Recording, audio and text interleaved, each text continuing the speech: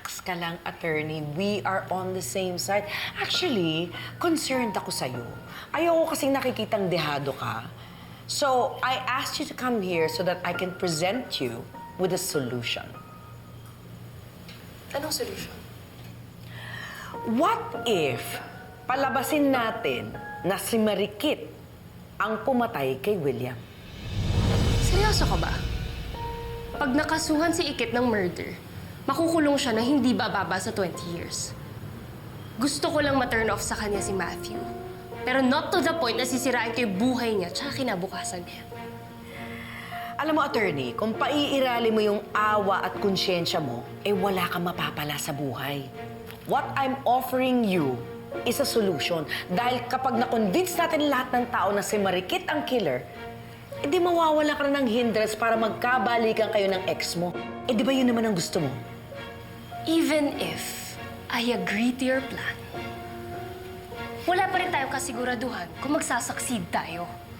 Kasi unang-una, wala sa atin yung murder weapon, di ba? Yan lang ba ang problema mo? I think I have the solution you are looking for.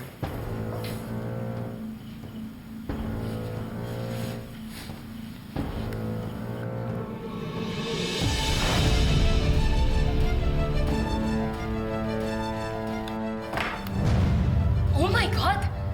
Is this the murder weapon? Bakit nasa'yo yan? Wait. Don't tell me ikaw yung pumatay kay Tito William.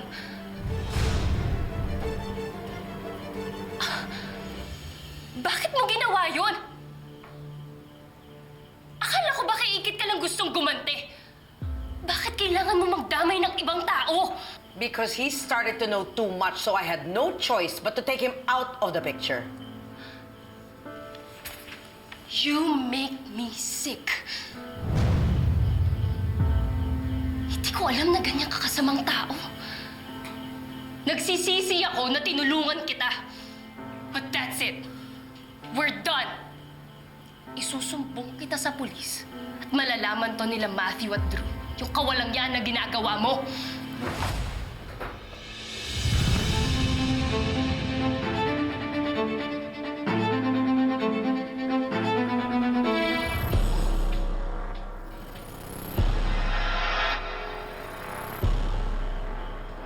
Subukan niyo akong pigilan.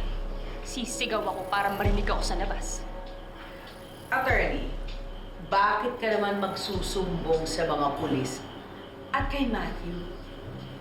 Sa tingin mo ba kapag ginawa mo yon, he'll fall back in love with you?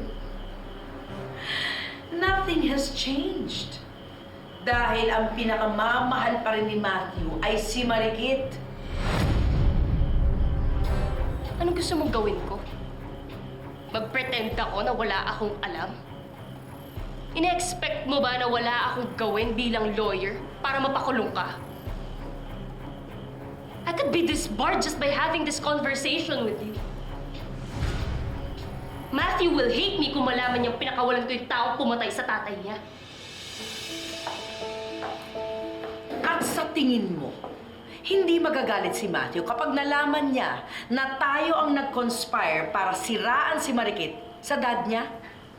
What do you think he would say kapag nalaman niya na tayo ang nag-push sa dad niya para offeran si Marikit ng pera at palayasin sa resort? Ina-blackmail mo ba ako? No, I'm just presenting the different scenarios to you, attorney. Just think about it. Kapag pinalabas natin na si Marikit ang murder suspect, eh di pareho tayong mawawala ng problema.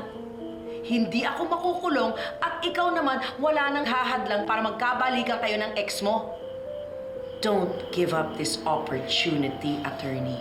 Hanggat hindi natin nasisiraan ang pagkatao ni Marikit, Matthew will continue on loving her. At mas lalong magiging imposible na magkabalikan kayo ni Matthew.